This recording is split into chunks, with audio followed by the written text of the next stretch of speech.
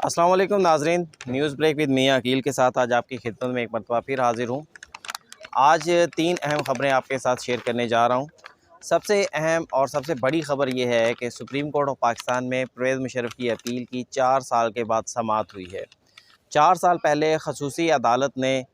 परवेज़ मुशर्रफ को सज़ाए मौत की जो सज़ा थी वो सुनाई थी, जिसके बाद लाहौर हाई कोर्ट का एक फ़ैसला आया। लाहौर हाई कोर्ट ने अपने फ़ैसले में जो ख़ुसूसी अदालत की तश्कील थी उसको गैर कानूनी करार देते हुए उनकी जो ख़ुसूसी अदालत का जो फ़ैसला था, जो उसकी कार्रवाई थी, वो तमाम चीज़ें ख़त्म कर दी थी। तो आज उसके ख़िलाफ़ सुप्रीम कोर्ट में 3 अपीलें दायर की गई थी, जबकि चौथी अपील परवेज़ मुशर्रफ की ख़ुसूसी अदालत की जानिब से सज़ाए मौत के फ़ैसले के ख़िलाफ़ अपील थी, जिस पर समाअत हुई। आज की समाअत के दौरान परवेज़ मुशर्रफ के वकील अदालत में सलमान सफदर अदालत में पेश हुए और उनकी जानिब से ये बताया गया कि परवेज़ मुशर्रफ की गैर मौजूदगी में ख़ुसूसी अदालत ने उन्हें सज़ा सुनाई। बीमारी अलालत के बायस परवेज़ मुशर्रफ जो थे वो इस काबिल नहीं थे कि परवेज़ मुशर्रफ ख़ुसूसी अदालत में पेश होते और ट्रायल को फेस करते। फिर परवेज़ मुशर्रफ के वकील का मज़ीद ये भी कहना था कि परवेज़ मुशर्रफ अदालत से जो है वो मफरूर होकर मुल्क से नहीं गए, ना ही ऐसा हुआ कि सज़ा होने के बाद वो मुल्क से बाहर गए हों, बल्कि दरहकीकत परवेज़ मुशर्रफ अदालत की इजाज़त से बैरून मुल्क गए और वहाँ पर अलील हो गए, जिसकी वजह से वो वापस ना आ सके और उनका इलाज जारी रहा। परवेज़ मुशर्रफ के वकील सलमान सफदर ने अदालत को बताया कि इस अपील के ऊपर अभी तक नंबर नहीं लगाया गया, जिस पर चीफ जस्टिस काजी फ़ैज़ ईसा ने इस्तफ़सार किया कि आपकी अपील 4 माह के बाद मुकर्रर क्यों की जा रही है, जिस पर उनके वकील की जानिब से ये मौक़िफ़ अपनाया गया कि उस वक्त तो चीफ जस्टिस नहीं थे, खैर बाद में चीफ जस्टिस ऑफ पाकिस्तान भी बने जस्टिस उमर अता बंदयाल। उन्होंने परवेज़ मुशर्रफ की अपील के ऊपर इन चैम्बर समाअत की और इसको एतराज़ात के साथ जो है अदालत में लगाने का हुक्म दिया। चीफ जस्टिस काज़ी फ़ैज़ ईसा ने इस्तफ़सार किया कि परवेज़ मुशर्रफ की अपील के ऊपर एतराज़ात क्या आयद किए गए थे, जिस पर उनकी जानिब से यह कहा गया कि परवेज़ मुशर्रफ की क्योंकि किसी भी मुलज़िम को जब अदालत की जानिब से सज़ा सुना दी जाए तो उसकी अपील से पहले जो है वो अदालत में मुलज़िम को गिरफ़्तारी देना होती है और उस गिरफ़्तारी के बाद ही उस फ़ैसले के ख़िलाफ़ जो अपील होती है वो दायर हो सकती है। लेकिन परवेज़ मुशर्रफ इस केस के अंदर क्योंकि फ़ैसले के वक्त, सज़ा के वक्त मुल्क में मौजूद ना थे, तो इसलिए उनकी अपील जो है वो उसको सुप्रीम कोर्ट के रजिस्ट्रार की जानिब से उसके ऊपर एतराज़ात आयद कर दिए गए। चीफ जस्टिस काज़ी फ़ैज़ ईसा ने उनसे ये भी पूछा कि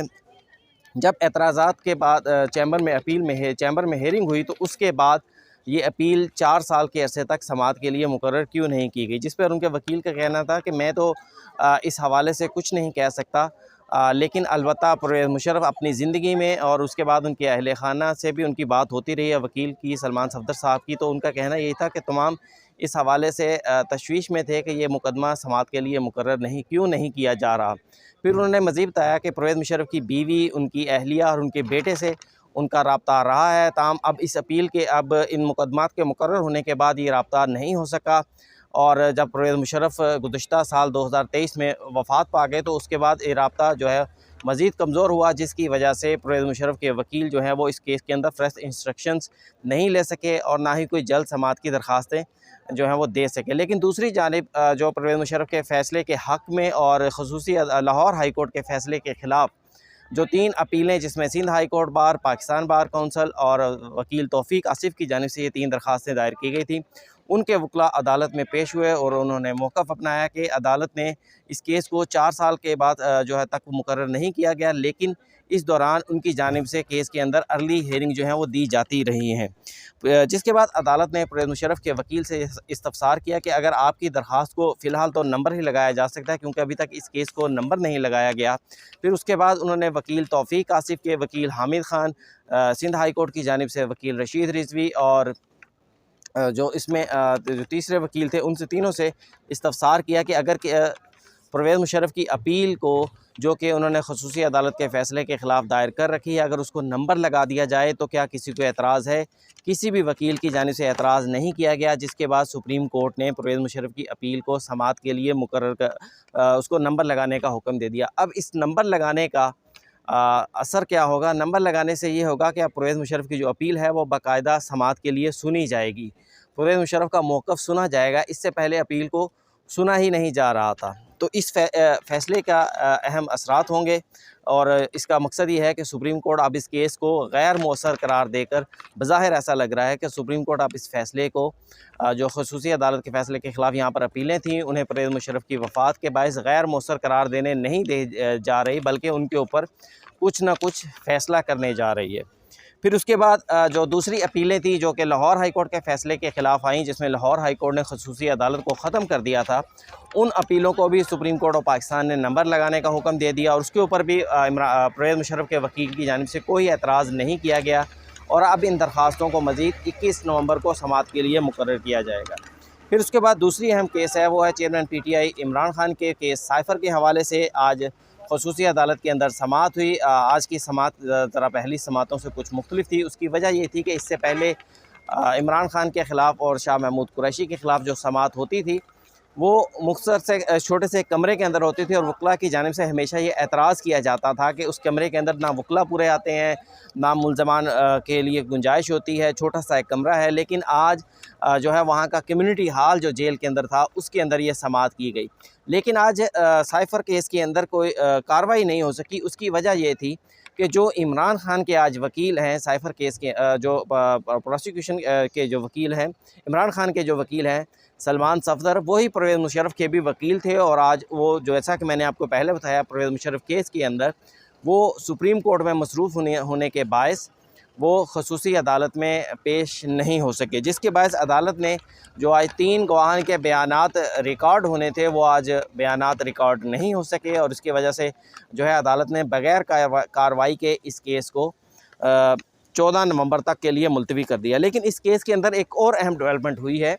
वो अहम डेवलपमेंट ये है कि आज शाह महमूद कुरैशी की अहलिया और बेटी मेहरबानो, ये दोनों भी आज अडयाला जेल पहुंची और उन्हें पहली मर्तबा शाह महमूद कुरैशी और उनकी अहलिया को इस केस की कार्रवाई जो है वो देखने की इजाज़त दे दी गई। इससे पहले इसको इन कैमरा ट्रायल कहकर सिर्फ़ और सिर्फ वकला को इजाज़त दी गई थी फ्रीकैन की जानिब से, लेकिन पहली मर्तबा ये इजाज़त दे दी गई। फिर साथ ही जज साहब ने यह भी हुक्म दिया है कि दोनों मुल्ज़मान, जिसमें इमरान खान और शाह महमूद कुरैशी, दोनों मुल्ज़मान की फ़ैमिली के 5 लोग, यानी 5 लोग इमरान खान की फ़ैमिली की जानिब से आ सकते हैं इस केस को सुनने के लिए और 5 लोग शाह महमूद कुरैशी साहब की फ़ैमिली की जानिब से इस केस को सुनने के लिए आ सकते हैं। बड़ी डेवलपमेंट है, बड़ी अरसे से उनकी जानिब से डिमांड थी इमरान खान और शाह महमूद कुरैशी की जानिब से। इसके लिए उन्होंने हाई कोर्ट्स में भी दरख्वास्तें दायर कर रखी थी, तो आज उनकी ये इस्तदा जो है मंजूर कर ली गई। फिर आज साथ एक और बड़ा हुक्म भी दिया गया। खसूसी अदालत के जज अबू अल हसनात साहब ने जेल सुपरिटेंडेंट साहब को बुलाया और उनसे कहा कि इमरान खान की उनके अपने जो बेटे हैं उनके साथ व्हाट्सएप पर गुफ्तगू करवाई जाए। फिर इसके साथ जो प्रोसिक्यूशन के वकील थे जुल्फ़िकार अब्बास नकवी, उन्होंने बाहर आकर मीडिया से गुफ्तगू की और कहा कि केस के अंदर मजमूई तौर पर 28 गवाहन हैं, जिनमें से 3 की गवाहियाँ रिकॉर्ड हो चुकी हैं। 3 की गवाहियाँ आज रिकॉर्ड होनी थी, लेकिन वो रिकॉर्ड नहीं हो सकी क्योंकि वकील सफ़ाई इमरान खान जो है सलमान सफदर, वो आज सुप्रीम कोर्ट में मौजूद नहीं वो आज सुप्रीम कोर्ट में मौजूद थे और जिसकी वजह से खसूसी अदालत की कार्रवाई जो है वो चल नहीं सकी। तो लेकिन कोशिश ये की गई है कि आज इस आइंदा जो समाअत होगी उसके ऊपर 6 गवाहान पेश कर दिए जाएँ और ताकि उनकी गवाहियाँ रिकॉर्ड होने के बाद इस मुकदमे की कार्रवाई को जल्द निपटाया जा सके। फिर जुल्फ़िकार अब्बास नकवी की जानिब से ये भी कहा गया कि आज मुल्ज़मान की जानिब से जो अदालती कार्रवाई जो खसूसी अदालत की कार्रवाई है उसके ऊपर एतमाद का इजहार किया गया है, किसी भी किस्म का जो कंफर्टेबल फ़ील किया गया है। अब इसमें जो आज तीसरी जो ख़बर आपके साथ शेयर करने जा रहा हूँ उसके अंदर शेख रशीद के लिए मुश्किलात जो हैं वो बढ़ती नज़र आ रही हैं। शेख रशीद अहमद को 9 मई के वाक़यात के 13 मुकदमात के अंदर जो है उनका शामिल कर लिया गया है, एज़ ए मुल्ज़िम उनको शामिल कर लिया गया है। लेकिन इनके अंदर 4 मुकदमात में आज उन्होंने ज़मानत क़ब्ल गिरफ़्तारी जो थी वो दायर की थी। उनके वकील सरदार अब्दुल राज़िक के हमरा शेख रशीद और राशिद शफ़ीक जो उनके भतीजे हैं, दोनों ने 4 मुकदमात में जो है आज ज़मानत क़ब्ल गिरफ़्तारी दायर की, जिसके अंदर थाना आरे बाज़ार में दर्ज मुकदमा, GHQ हमला केस, टेक्सला